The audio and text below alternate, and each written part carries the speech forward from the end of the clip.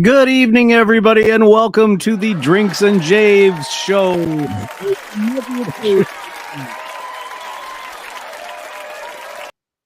Did somebody forget to unlock the door to the lounge?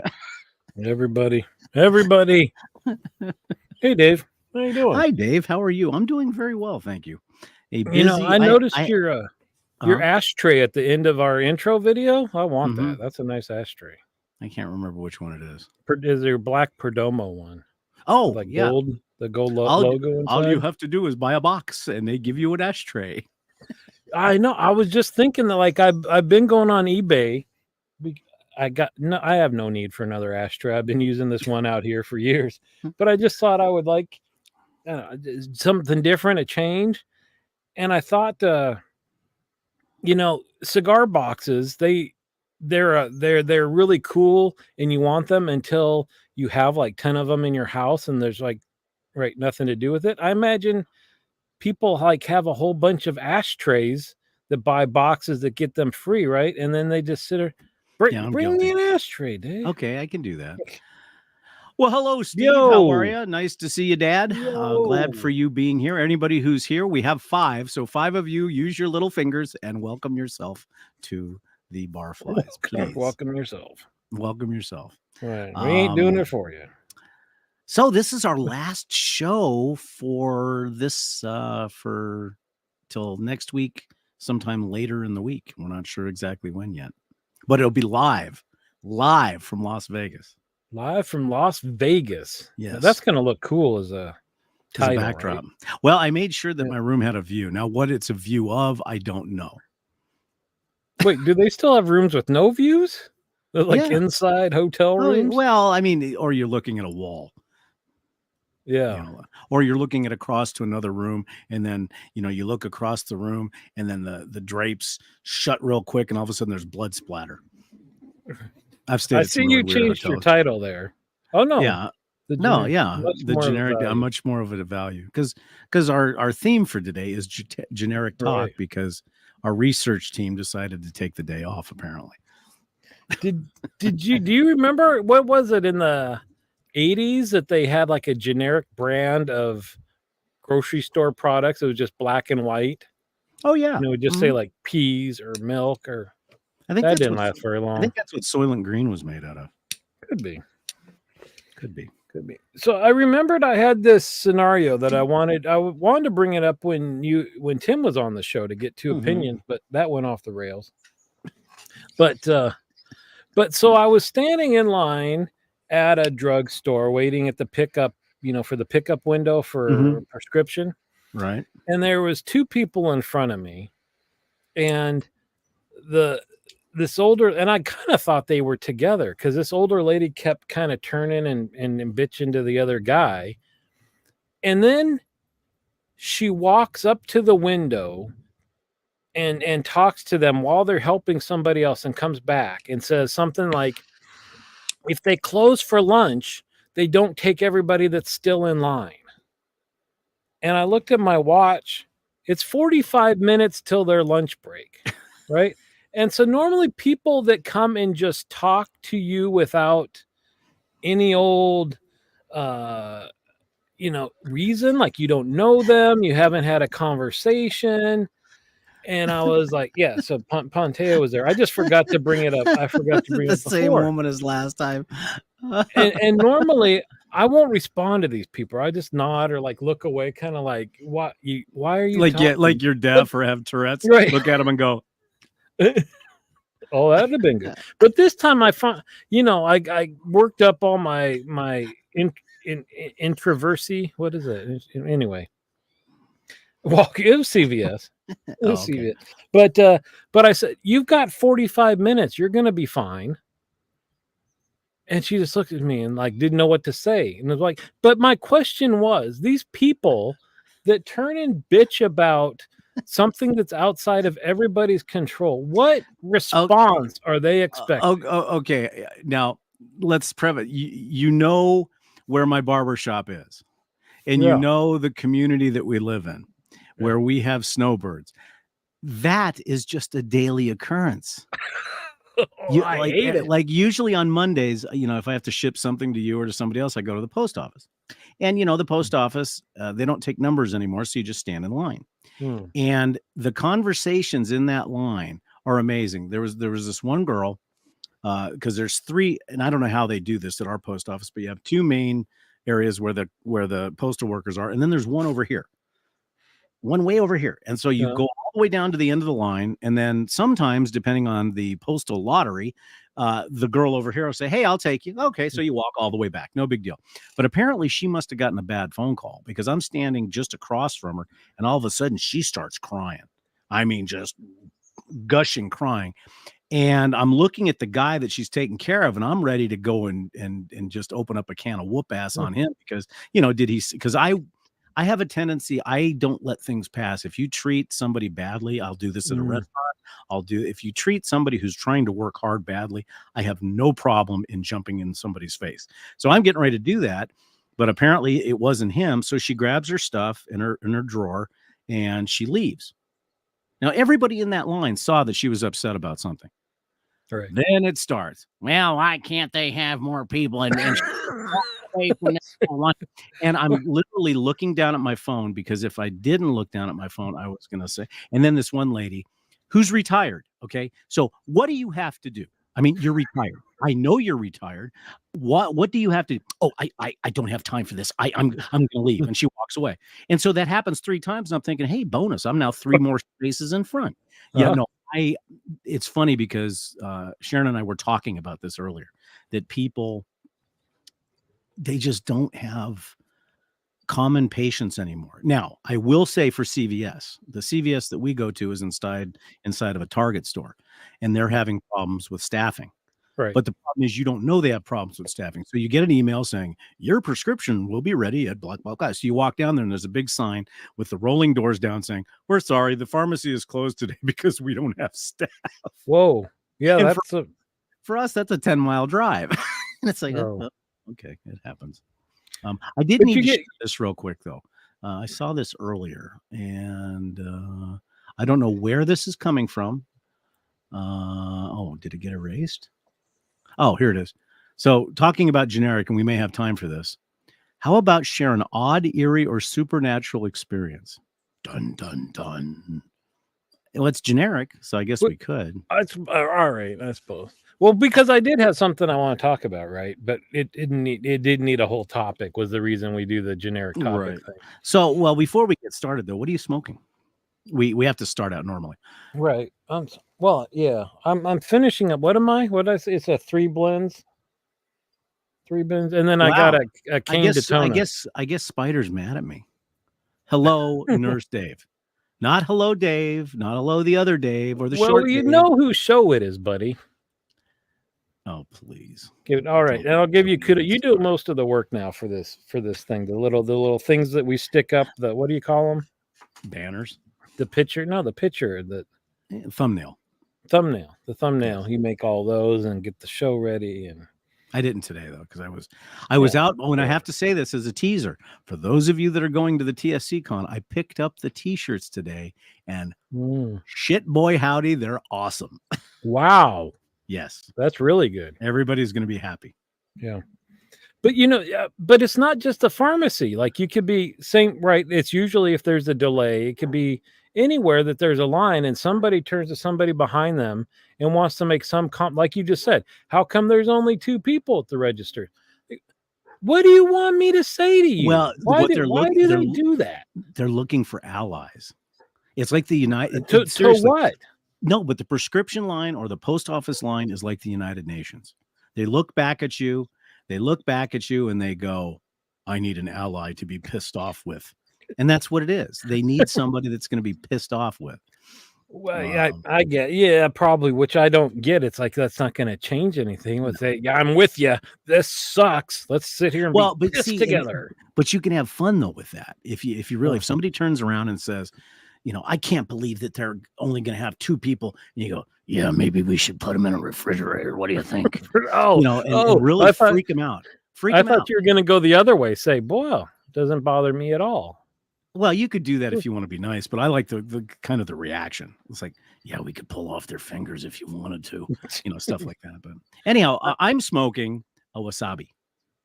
What's left Wasabi. of You life. got a box, right? Box. Of Yeah, wasabi. but that's my third box, and then I've got Wow. a polpetta in the wings. If you buy 5, you get a free Ginsu knife. Yes.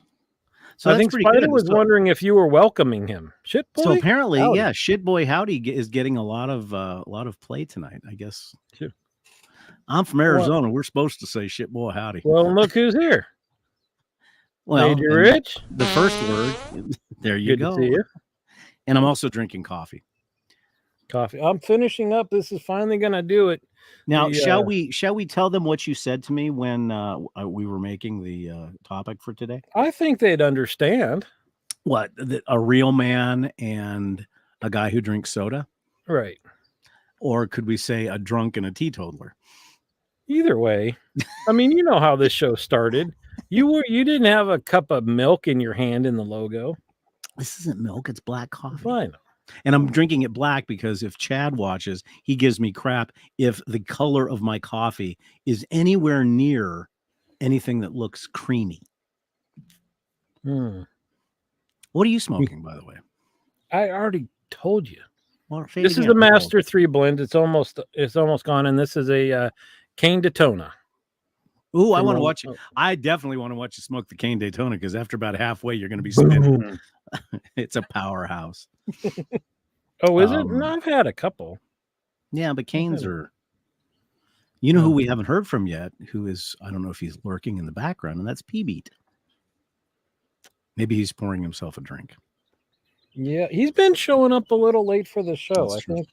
Oh, and speaking of craziness, aside from people in lines being, looking for allies, is the weather. Yeah. What the hell? The weather has been crazy. We were 80 last week.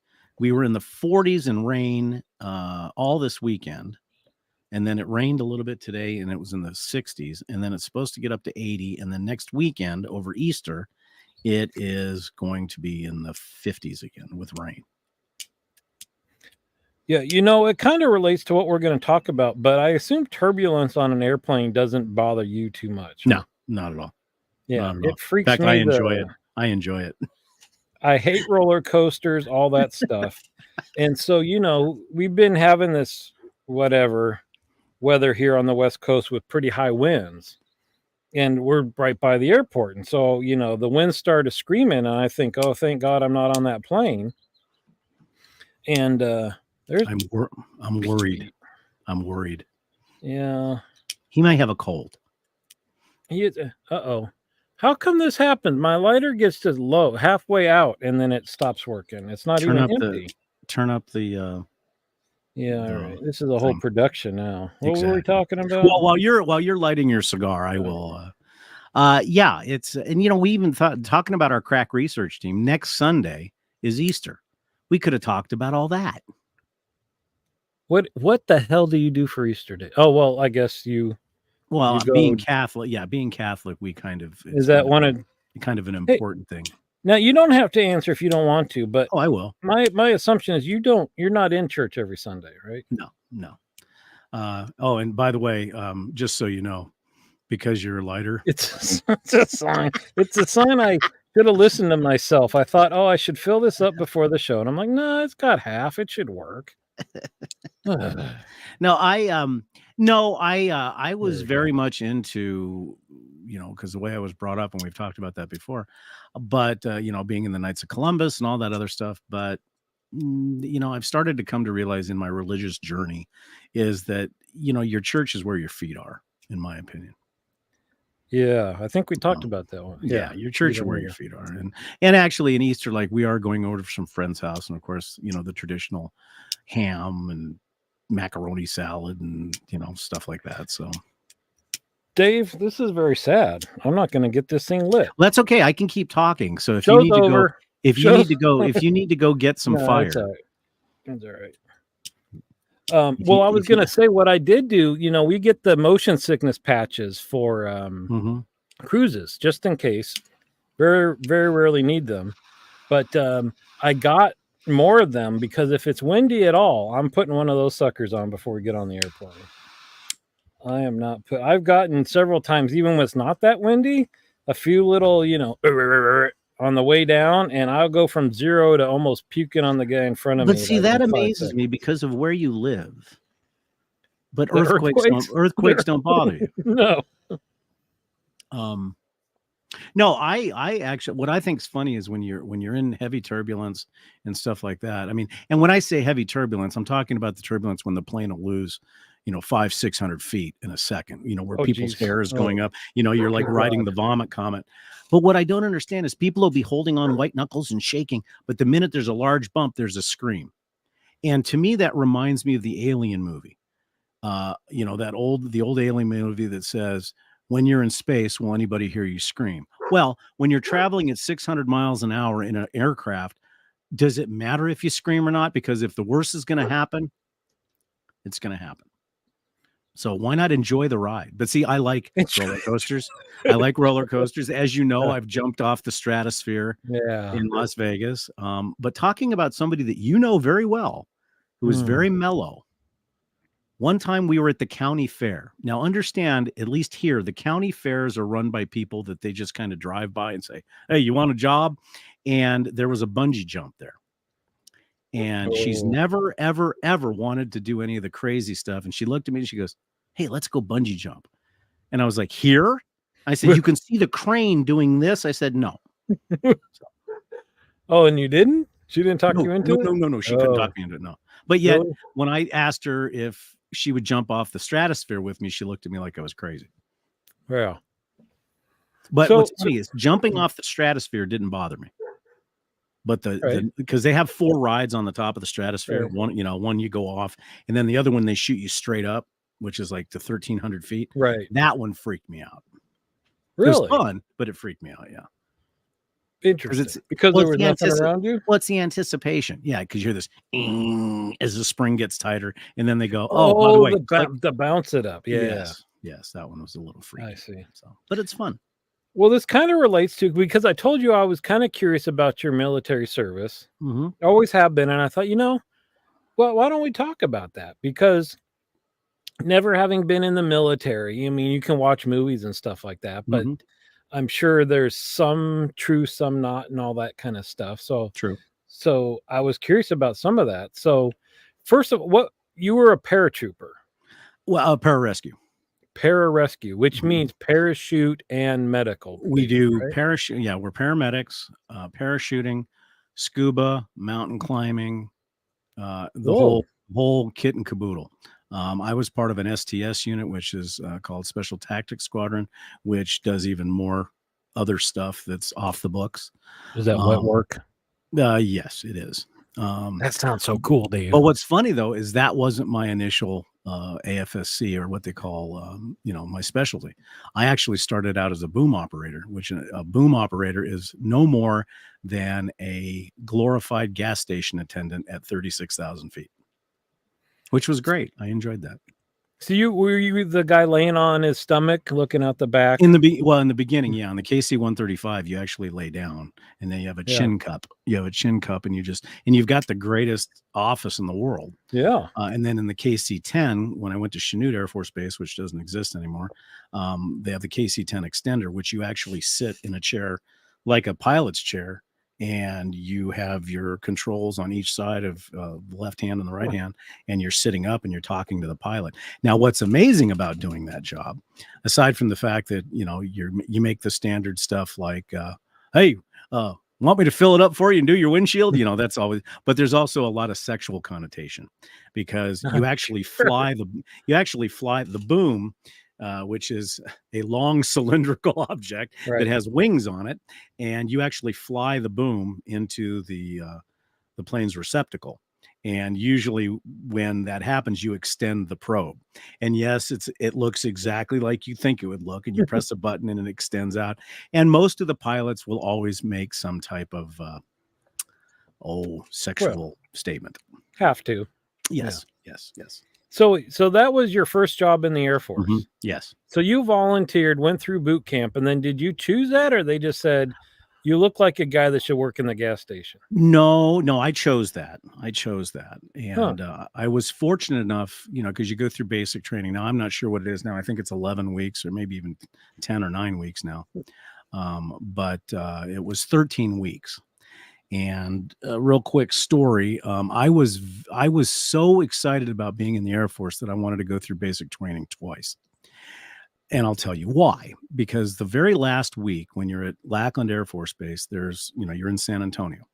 And right off the base, about 2 miles, there's like a strip mall area that's got a pizza joint and everything else. So I was dorm chief, which is basically like you're in charge, like a squadron leader, but you're in charge. Sounds like of a everybody in the tattletale, dorm. Dave. Well, wait and see what happens.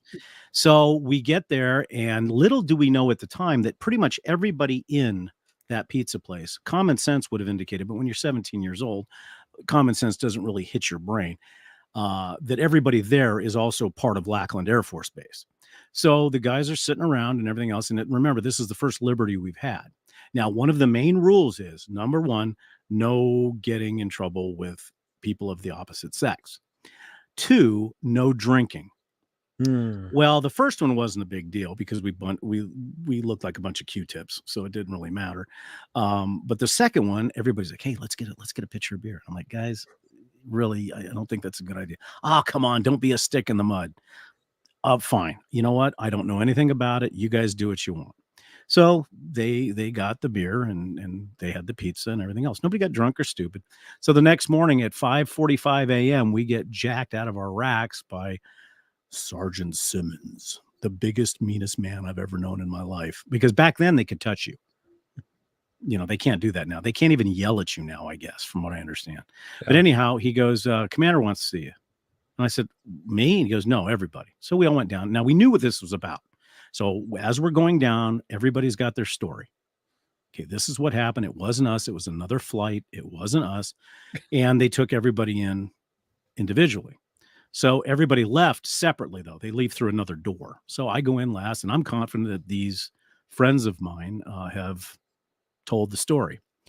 And so there's a colonel sitting in front of me and a lieutenant. And the lieutenant goes, "Merriman, what happened?" And I told him a lie, bold-faced, outright lie. He goes, "Interesting." He goes, "You know what? We like you around here." And I said, "Yes, sir." And he goes, "You know what? We like you so much that we want to show the new recruits how well somebody can make it through basic if they have to go twice, because everybody else spilled the beans." They didn't get in trouble at all? No. So wait, how long is basic? 13 weeks. So I was there for 26. Oh, shit. I see. Yeah. All right. So you did that, and now you're flying around in the gas tank. Mm-hmm. And then you decided you wanted to do something else. No. My uncle, who was, at that point, he had been he was a senior chief master sergeant, and he was with the Office of Special Investigations. And him and my mom, after my dad died, he kind of became, like a surrogate father, at least in his mind, not in mine. And he knew, a lot of what people don't realize is most of the enlisted people in the military that have been in the military for a long period of time know every general that's ever lived because they were lieutenants way back when. And so they know all these people. And my uncle made a few phone calls. And the next thing I know, I was getting orders to Lackland Air Force Base. And I'm thinking, God, I'm not going to go through basic again, am I? And you didn't know anything about that? Not until I got my orders. And, at that time, you'd get your orders, you go. And I'm thinking, okay, are they starting a new air wing, refueling wing? Because at that point, a lot of the air refueling wing was moving over to the guard and stuff like that. So I get there and find out that I'm going to be trained as a police officer. And then I started putting 2 and 2 together. And it turned out that my mom had talked to my uncle and was worried that, that if tensions got high, we would be over in a war somewhere and blah, blah, blah, blah, blah. So I was a little teed off, I guess would be the West, because I loved being a boom operator for 2 reasons. One, you were part of a flight crew. And even though you were an enlisted person and you weren't an officer, when you got liberty in Japan or in the Philippines and you went to a bar and if you were in your flight suit, individuals did not know that you weren't a pilot, and so you were treated as such, and it was very fun. So I was walking by the intake for pararescue, and I walked in and talked to a sergeant, and it turned out that they had some openings for what they call indoctrination, which is 24 hours of pure hell. It's what they do to weed people out, because people can actually join pararescue and then they go through the indoc training. And they had a couple of openings, so I put the paperwork in. Paperwork got approved. I went through it and made it. And then my uncle found out, and he was not happy. And him and I did not talk for quite a number of years. Wow. And but that was his way. You were saying, so if you're a police officer, you could kind of stay in the States doing guard duty or whatever. Well, he wanted me to probably follow in the footsteps and become an OSI investigator, which is basically the same thing as the NCIS. And that wasn't, I mean, although now in retrospect, I think about it, that would have been cool, but now it's all civilian. Most of your exactly. I haven't been putting a lot of these comments up on the screen, actually. But no, so, but now most of the OSI agents, the Office of Special Investigations, are mostly civilian now. And most of your boom operators are now part of the National Guard. They're not part of the regular Air Force because of the force reduction. And so, yeah, that's how it happened. But as it turns out, I loved what I did. And I would have never met Sharon if it wasn't for it. So. Oh, we got to loop around back to that. Yeah, we will. But so then you had to have training in parachuting and medical and climbing and scuba. Right. Basically what the pararescue, you go through the 24 hours of indoctrination. If you make it to that 24 hours, which is running, sleep deprivation, holding, being out in the ocean, and holding a telephone pole up and inflating rafts. If you make it through that 24 hours, you're in. Then once you go through training, the first step of training is you go to Pope Air Force Base, and then you go to Camp Lejeune, then you go to Pensacola for aircraft egress, water rescue training. Then you go back to Kirkland Air Force Base in Albuquerque, and that's where you stay for 2 years to become a paramedic. And then while you're there, you're learning on Sandia Mountain, you're learning about mountain climbing. And when you're in Pensacola, you're getting your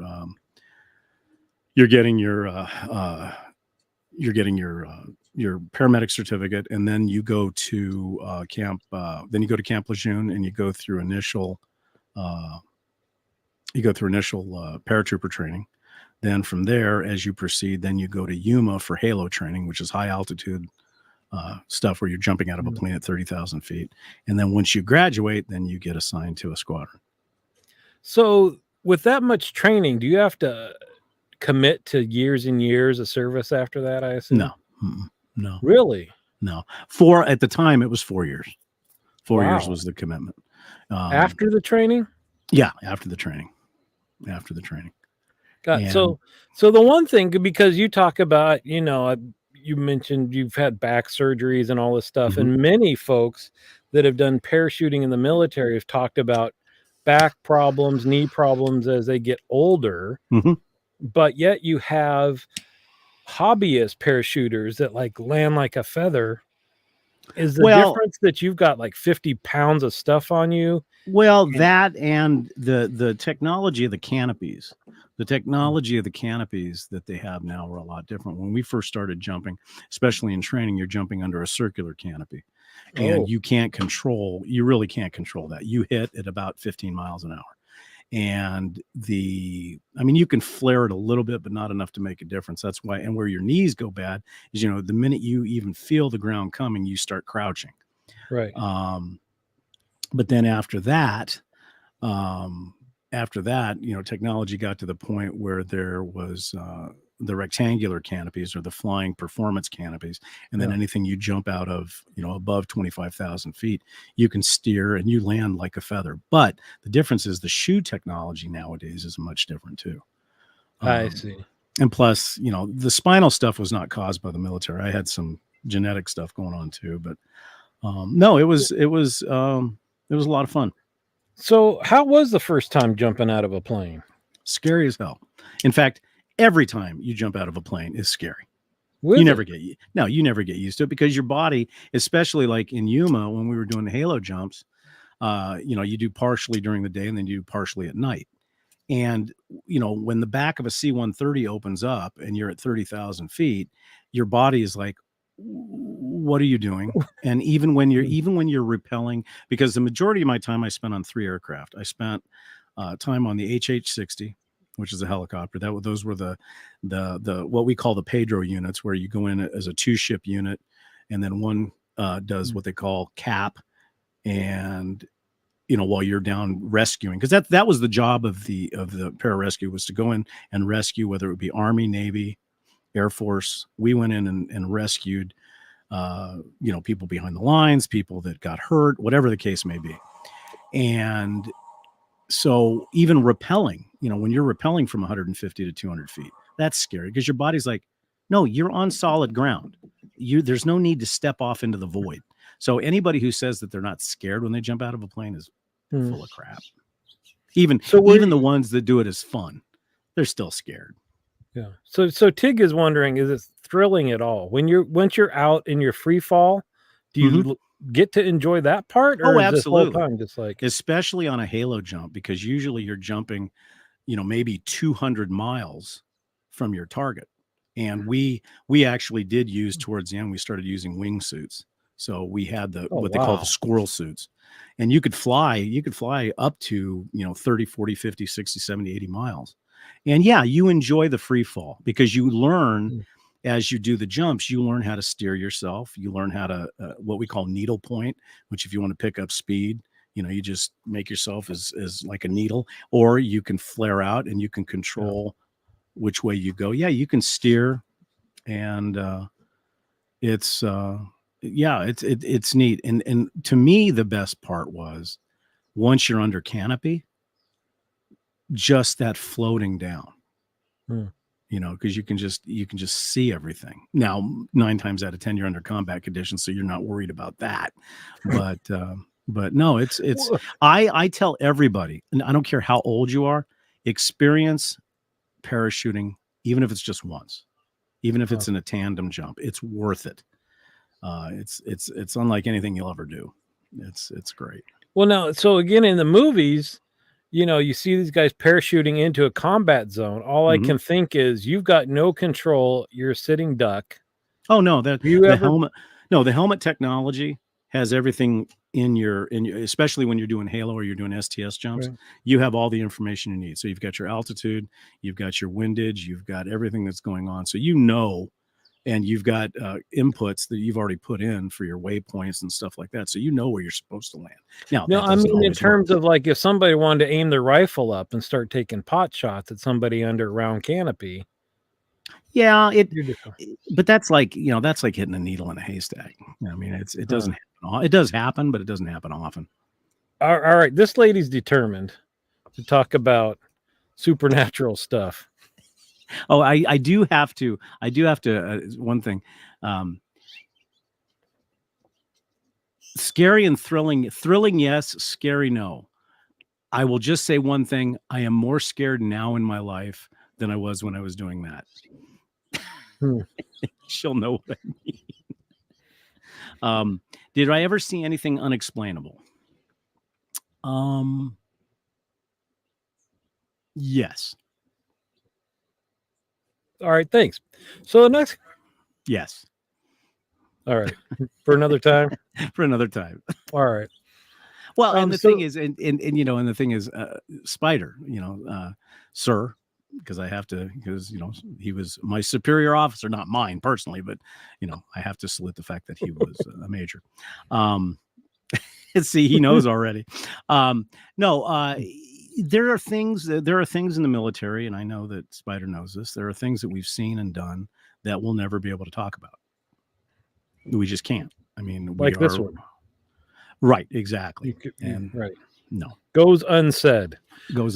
So maybe this situation doesn't apply, but maybe about it, because so it sounds like you kind of stayed off back in case they needed rescue or somebody was hurt, then you come in, right? Right, exactly. Because what I wondered about is you watch these war movies where they've got the medics with the folks on the Mhm. ground, Mhm.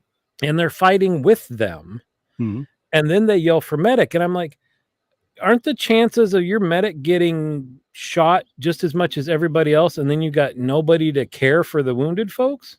Well, and That that's always that, well, usually what happens is most of your medics, depending on which branch of military you're in, and I can only speak the Air Force, but on some of the missions that we went on, your medics are usually EMTs, so they can do basic, what they call ABC, basic life support, and they're just right, there to get the person stable. And then if it's bad enough, that's when they'll call in a rescue unit, and we have what we call the golden hour.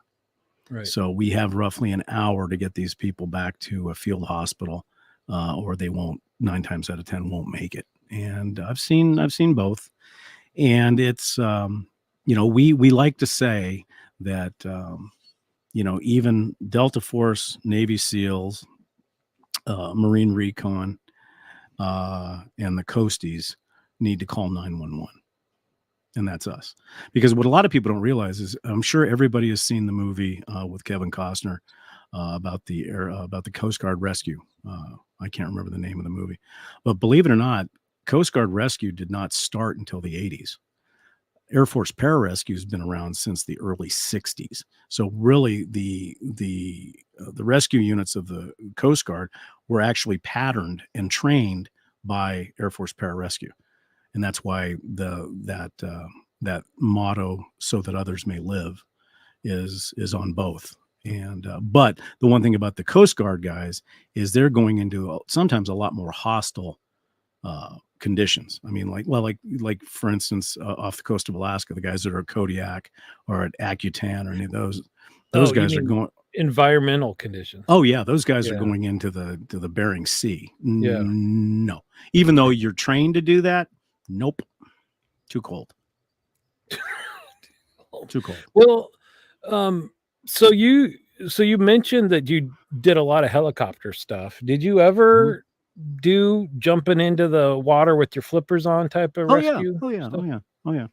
In fact, in Libya, during the Libyan thing, there was a couple of Navy jets that went in the Med, and we had to go after them. And Wow. actually, what people don't realize is in the late '60s and I believe early '70s, most of the NASA recovery team, when they would jump out of the helicopter, those were not it was a Navy helicopter, but Mhm. those were Air Force pararescue guys that jumped out of the helicopter to get, Yes. like Apollo 11, 12, all those. Yeah. So then who's on the aircraft carriers for their rescue? Well, usually, you've got a rescue unit, but usually there's a lot of times in a forward position, you'll have a pararescueman assigned to a Navy unit or to a Marine unit. So you're actually, Huh. yeah. So they have it that way. In fact, a lot of people don't realize that sometimes in a lot of SEAL teams, there's a pararescueman that's assigned to the SEAL team for that reason. For that Well, reason. that's what I was because you mentioned SEALs would call, but I thought SEALs had their people that were trained as paramedics as Mm-mm. well on the team. No? No, mm-mm, no. No, because Oh. basically the SEAL teams are infiltration units. Dave, I've They're not seen the rescue units. movies. That's what they So are. So what do you miss most about it? probably the organization and the regimentation is a miss. I miss that, and the camaraderie. Because that the guy you look at could be the guy that saves your life, or Yeah. and the thing when because as both my wife and I were medics outside after I got out, we were medics, and there is that feeling of how cool it is to know that you saved somebody. And it's funny because people always ask me why I never stayed in the medical field. And it's just no, I mean, it was time for something else. And the Had food in enough. the Air Force was horrible for the most part. Navy's got great food. Yeah. Great food. Well, Hi, Bruce. welcome, Bruce. In. So that loops back around to that's what you were saying about if you hadn't done this, Oh you would yeah, not have met your wife because you were a paramedic, and that's you met as right. And she was actually my boss at the fire department. Scandalous. Scandalous, yes. But she made me work for it. 2 years. In fact, in today's world, it would probably be called stalking. Because I had a plan. Because at first, the comment was, "No, I don't date anybody I work with." And so a lot of the guys that had made attempts to date her fell flat on their face. And I said, "No, this is a challenge." So I said, "What is the best way that I can do this? I will become her best friend." And so literally we would spend hours just drinking coffee and talking and stuff. Now, she probably didn't know my ulterior motives at the time, but yeah. And then one day we were out by the fire trucks, and she planted a kiss on me that I'll never forget. Never forget. Wow. And that was it. And I have been hers for the rest of my life. Just to clarify, right? It doesn't matter now. I mean, the department doesn't even exist anymore. Oh, But no, and so yeah, it's funny how the paths of life take you, and it was the best thing that ever happened to me. I mean, it's fun because you mentioned kind of the organization and all that stuff, and it's funny because I always thought that I probably would have thrived in the military because I like knowing the rules down to the nth degree and then saying everybody should follow. This is how it's done. I'm going to help enforce. Yeah. Yep. All right. Well, here PB's got a paragraph. Let's see what I haven't read this. Would you accept a secret operation with special ops like Burt Lancaster? That's great. No, come on. Well, you know what's sad is, of course, my mind goes to it's got to be Bruce Willis, but that poor fella. Yeah. That guy. But I wonder about, going totally off topic since we're generic, is you see some of the pictures that they post of him in Facebook, and some of them look like he's okay. And then other ones, like I saw a picture yesterday where he's laying on a couch and he's got a blanket on him. And I'm not sure if it was Demi Moore or somebody was there comforting him. And, I don't know. Sometimes I wonder, it's like, give the guy a break. He's got Alzheimer's, leave him alone. That is weird. Why would they post that? Exactly. Yeah. So here's a question. Here's a topic that came up in my house. Again, totally off the subject now. So we've got this queen over in England now with cancer. Ah, yes. And the whole, like, what's going on? We want to know what's going on. And the family's like, hey, everything's fine. And then they say, okay, she's got cancer, but we've got kids. They need to process this. Leave us alone. Mm-hmm.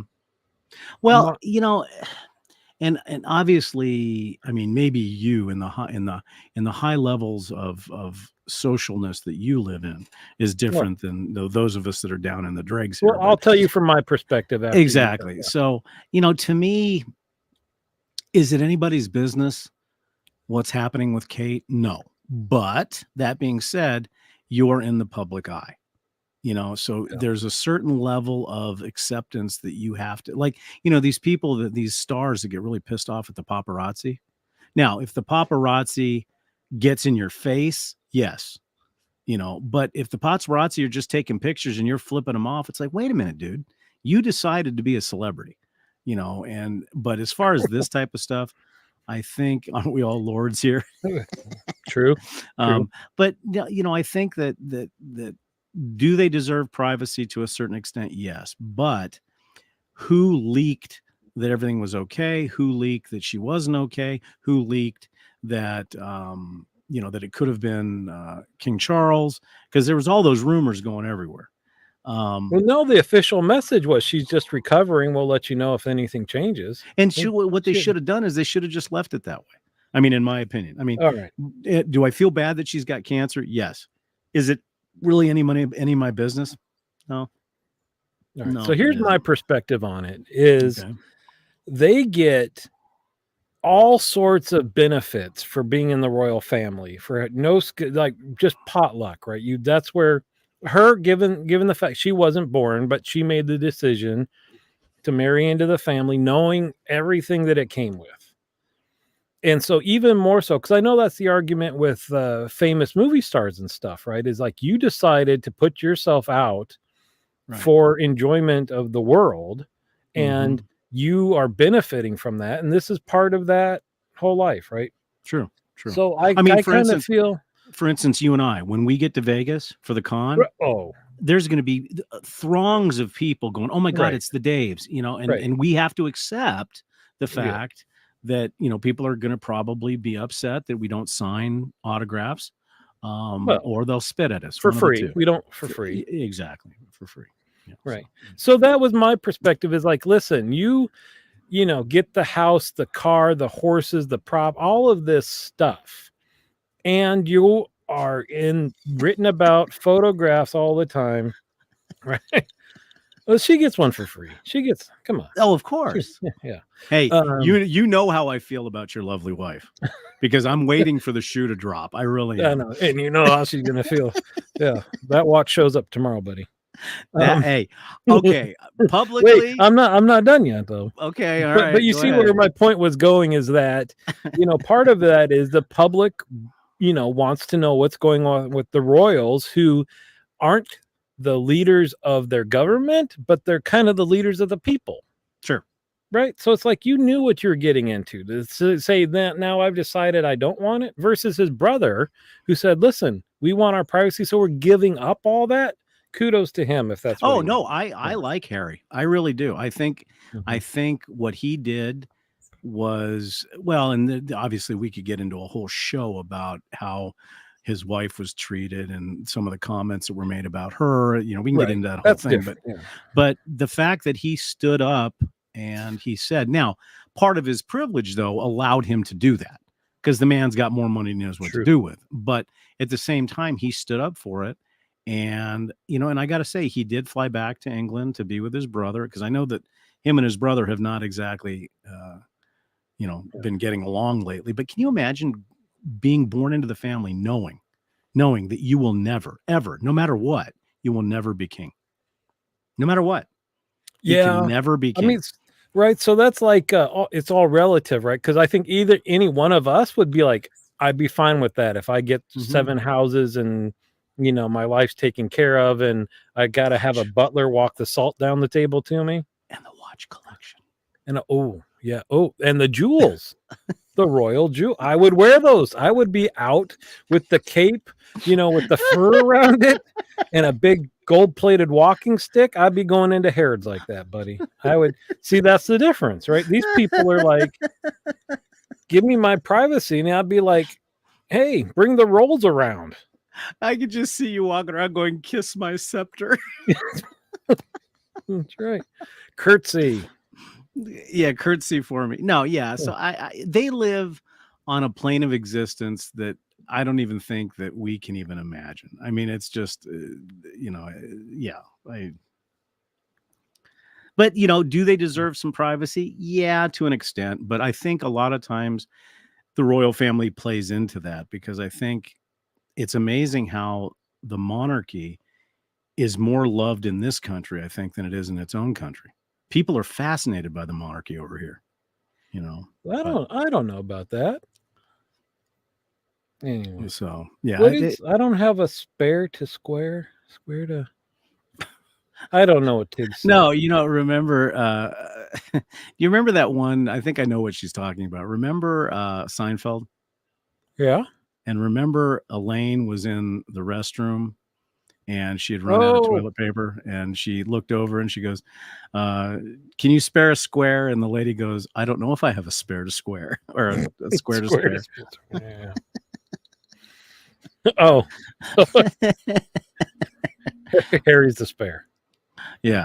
But see, I like Harry. I like the fact. Now, did he screw up when he showed up for Halloween in a German SS Nazi outfit? Yeah, that probably was over the top. But and his whole book, I mean, that was like, I want to get out of the public eye. Let me publish this book and get attention for doing that. Right, and then get interviewed by Oprah. Wow, who would have ever thought the Daves would have been on the royal family? We cover it all. Yes, we cover it all. But yeah. Well, So what else? Okay, let's because have you ever had a paranormal experience? So let's go back to what Tig Lily had said. Have you ever? Well, the only two I remember, I was very young, so that accounts for probably 95% of it. But there's two things that I can remember, and I'm sure one for sure was in my head because my bed looked out my bedroom door, down the hallway, down the stairs into the living room. And right around Easter time, I woke up in the middle of the night and saw the shadow of the Easter bunny ears on the wall. And now would be the time for my dad to confess. Even as I got older, I mentioned this, and he said, What's "No, he we doing? didn't. We never did that. They were big. It was big, so it was not like." So that's one. But the one that's even weirder is I had, like one of those long ski cap kind of things with the ball on the end.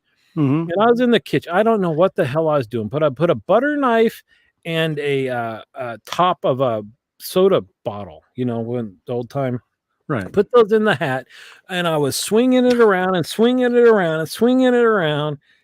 And then I stop and I look in there, and the knife was gone. And I was like, what the? And a knife, you would hear it hit somewhere, right? And it was gone. And my mom was in the kitchen. So she would have noticed the butter knife flying through the air and Wow. smacking into the. Well, that could have been, I mean, depending on your faith, that could have been a guardian angel saying, Dave, I'm going to don't kill your mom. Yeah, don't kill your mom. I'm going to take this out. There you go. Probably not what she was looking for, but those are the only two. So here's one. So P-Beat saw Abraham Lincoln in his hotel room while staying at Gettysburg as a child. Now, I've heard about Gettysburg that, there's a lot of paranormal stuff that happens there.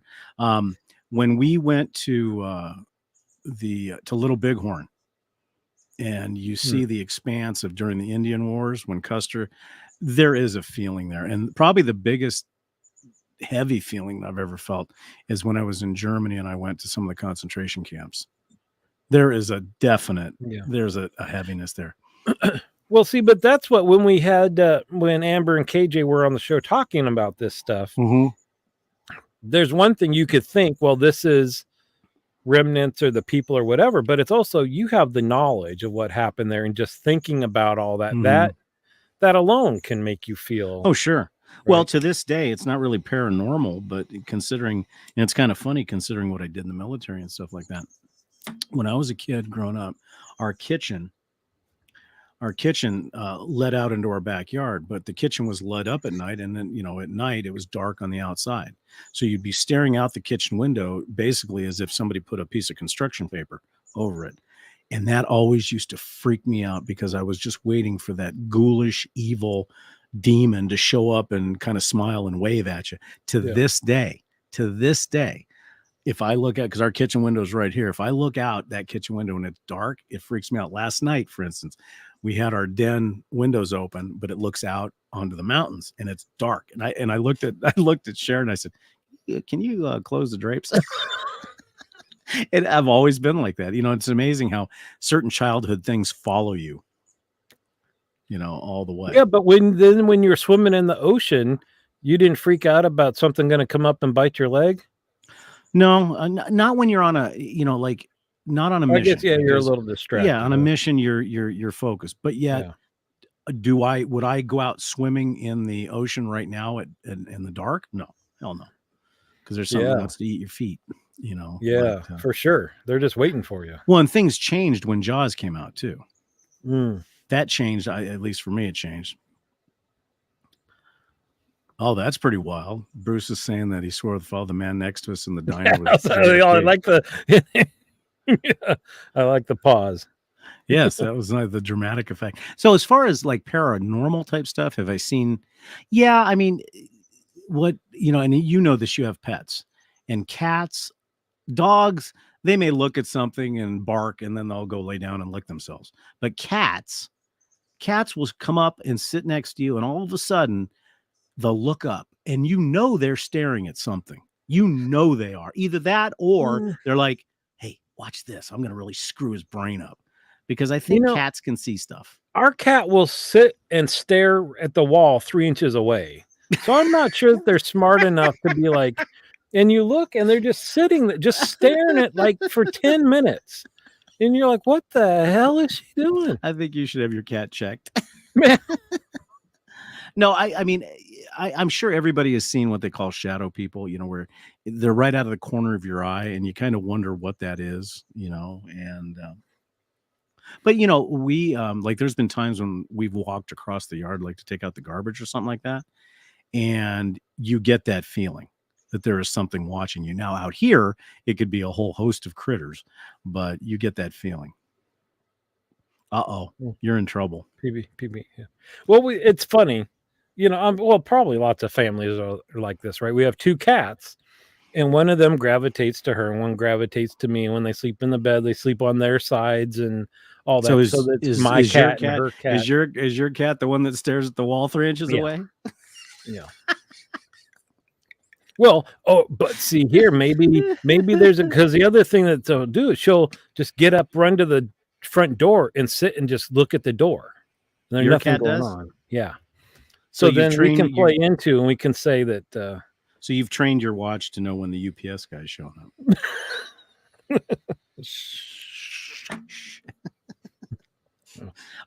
But I do publicly need to say this to Pantea. I do need to say this. I will admit that I thought that the timepiece that is showing up tomorrow was very, very nice and very, very unique. And a hell of a price, right? Yes. But and I did not discourage him though. I didn't. And prior to this show, she doesn't know about this part. Oh, great. No, this is good. Well, I don't get credit for the good stuff. So there were 2 watches, right? That I wanted a Grand Seiko at some point, and then there's this white dial Omega that I thank really you, Mr. wanted. Thank you, Mr. Bond. Yes, and so I've been watching prices for both, right? Because I'm not in a hurry. I'll wait for a great deal. And after I bought this Grand Seiko that's showing up tomorrow, days after, the best price ever for the white dial Omega shows up, right?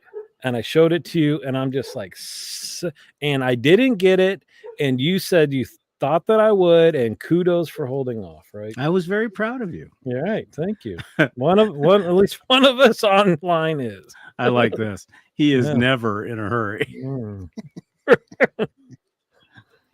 Yeah. Well, it's just so when you're looking for a deal, you're going to find one quicker than when you're not, I guess.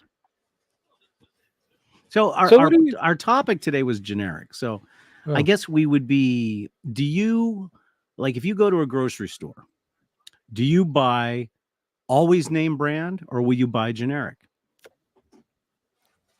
Of what?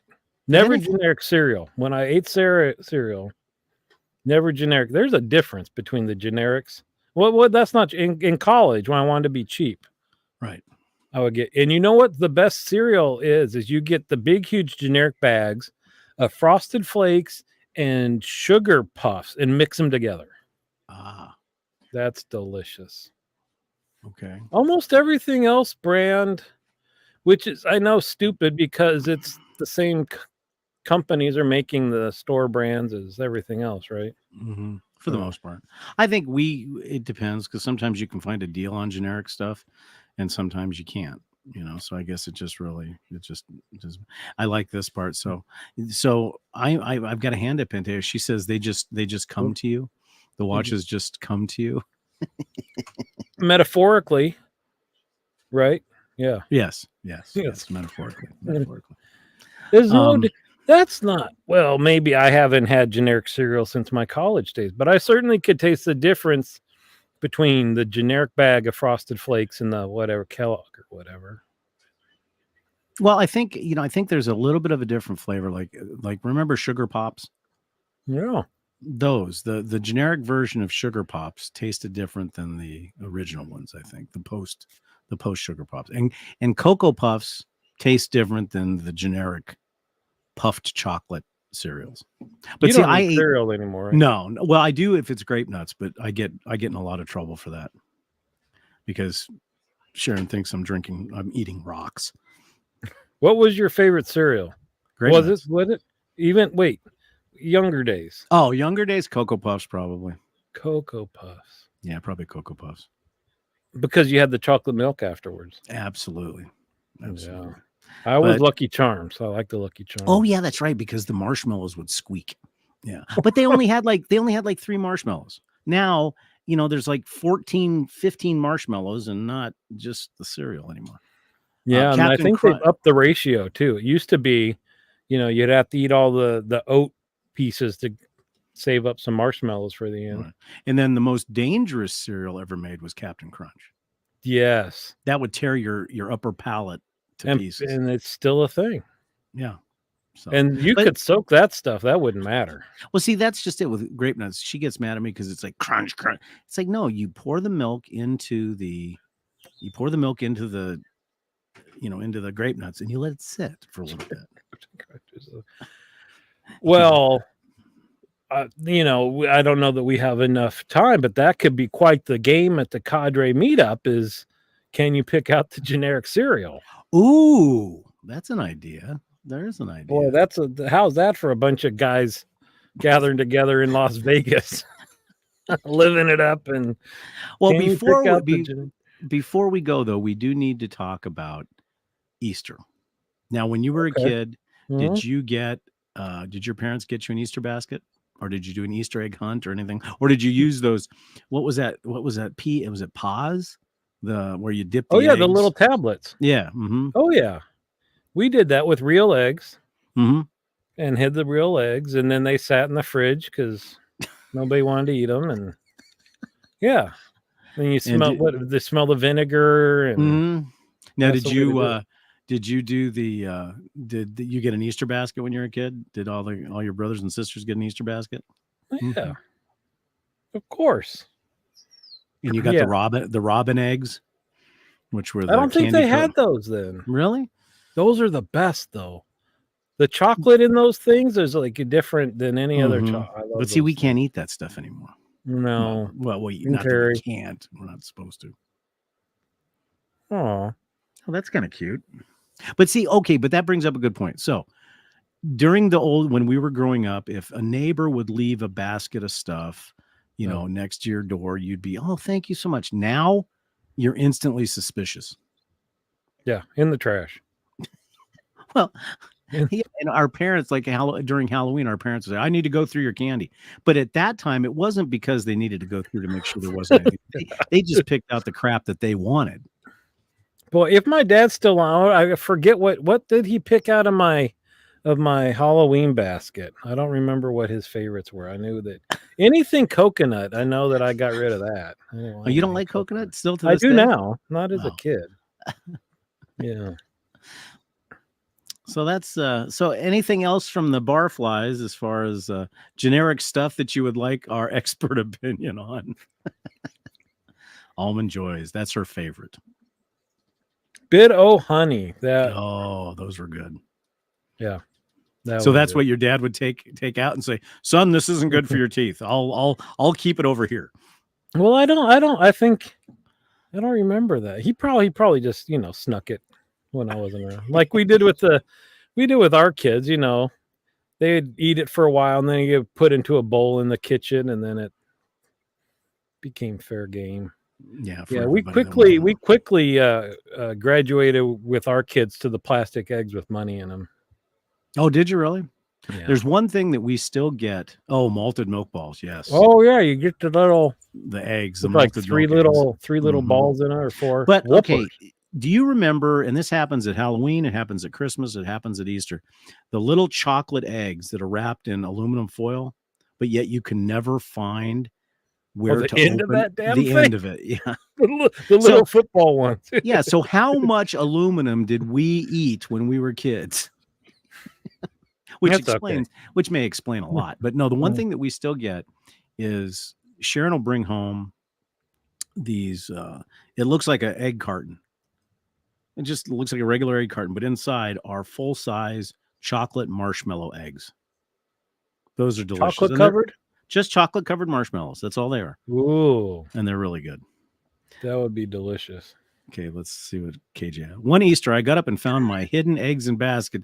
Then my dad came out and said, "What are you doing? It's 3 a.m. Go back to bed." Oh, I could just see a little KJ's eyes like, "But Daddy, it's Easter." Oh man, KJ, were you a present peeper during Christmas? Did you open Me? the flaps and Or KJ? No, the KJ. Yeah. Oh. Yeah, I'm a big Oh. marshmallow. Well, not a marshmallow guy anymore. Boy, that's the Well, I best. don't know. A ice certain cream topping, individual says that you would probably still go nuts over those. Mm, What's your favorite? My favorite ice cream is it's got to be Baskin and Robbins, 31 flavors, Rocky Road, because it's the only Rocky Oh, Road that has real marshmallows real and marshmallow. real almonds. Yeah. Oh, I was before KJ answers, I was terrible with snooping for Christmas, to the point where I would find one of my dad's X-Acto knives, and I would go in and find out where they hit them, and I would very lightly cut the tape so it would still have enough sticky on it to be able to cover it up. And to this day, Sharon gets very mad at me because I still snoop. Mm.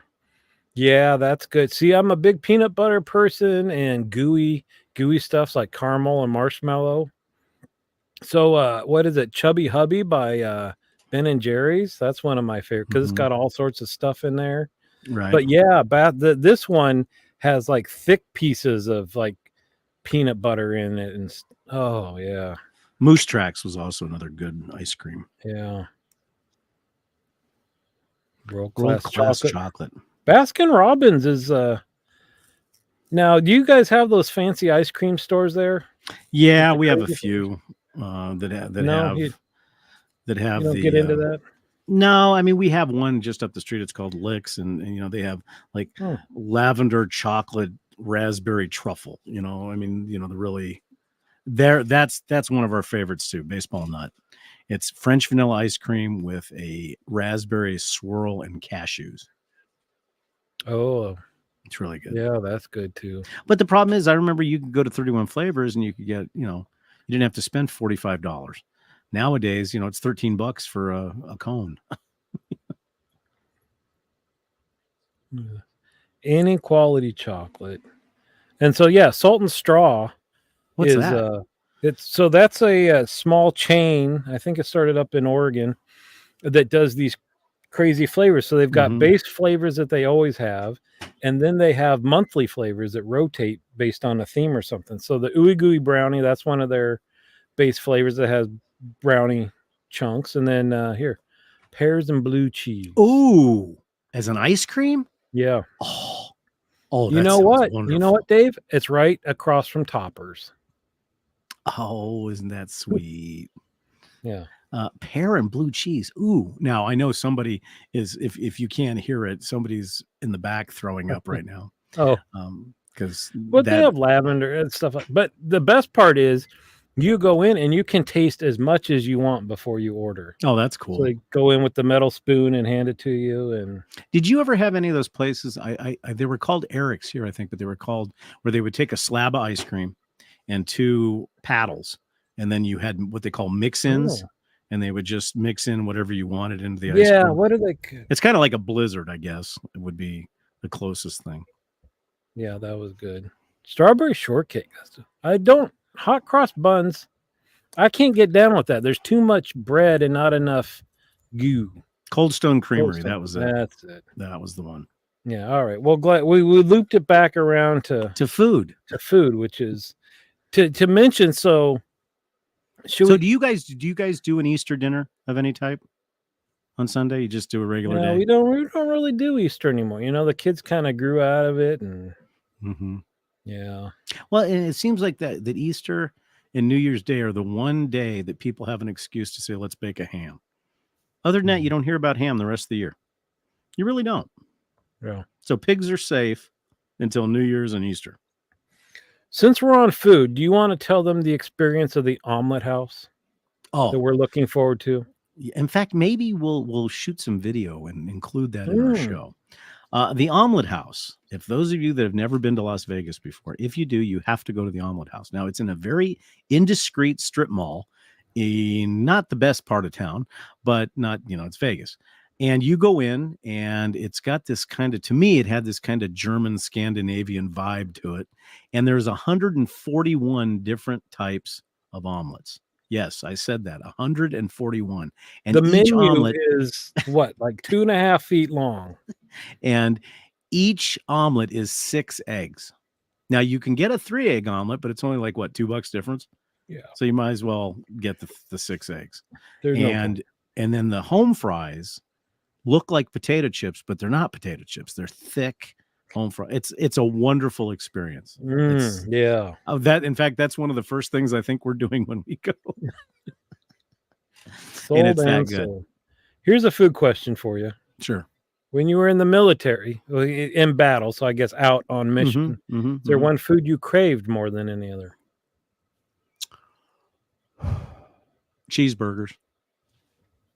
That was probably, because to this day, I'm a cheeseburger fanatic. I just love them. In fact, I recently found that if you go to In-N-Out Burger, and instead of getting like a double, you get a double animal style without the tomato and without the lettuce.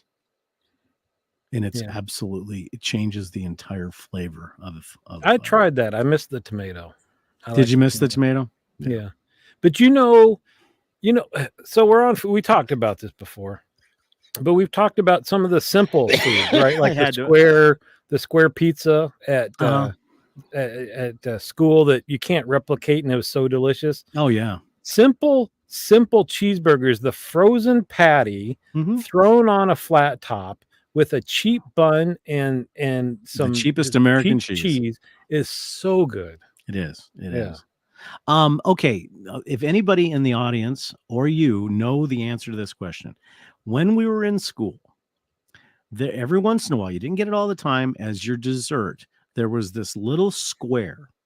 Now, this little square had chocolate on it. Up like 3 I know, times. it's driving me crazy because I want to know what it is. It had chocolate on the top, and it looked like a peanut butter or something underneath it. And it was just absolute. There's 2 things that I'm craving: that and the Carnation breakfast bars.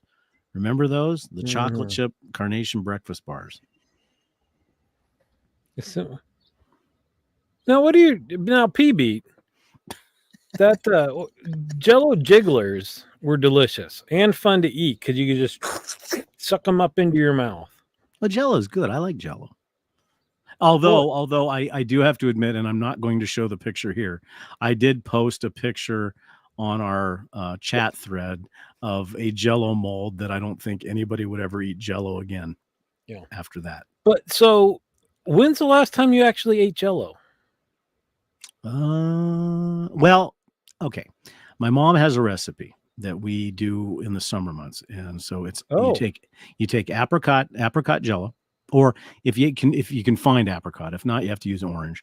And what you do is you soft gelatinize it, so you can still, kind of mess it up a little bit. So you do 2 boxes of that, and then you wait for it to set, and then you kind of agitate it so where it's kind of chunky, and then you throw a can of pineapple in that, stir it up. And then you put it in an 8 or a 9 by 9 pan, and then you take vanilla pudding and mix it with Cool Whip. Mix that up, spread it on the top, and then sprinkle walnuts on the top of it. Oh, yeah. It is the most refreshing thing, and usually that 9 by 9 pan doesn't make it through a day. See, I can't once I wasn't a kid anymore. I don't know that I ever had Jell-O. Really? Yeah. We had to have it in school. Remember, they always had it. I said once I wasn't a kid. Oh, okay. I mean, because I remember as a kid, you'd make Jell-O with the hot water, and we would make pudding at home, right, with the milk and the powder. Sure. But I don't buy pudding or. Boy, that's an old one right there. Adding shredded carrots to your Jell-O. I remember my mom used to sometimes raisins with it. Yeah, I could never do the raisins. Yeah. Because it freaked me out. It was like there was something in there besides the Jell-O. It's amazing how right. certain foods have made it through that. So to Let's get out recap, of here to the omelet house. yes. So let's recap. We will not be having a show next Tuesday because somebody is going to be enjoying the Mexican Riviera from a boat.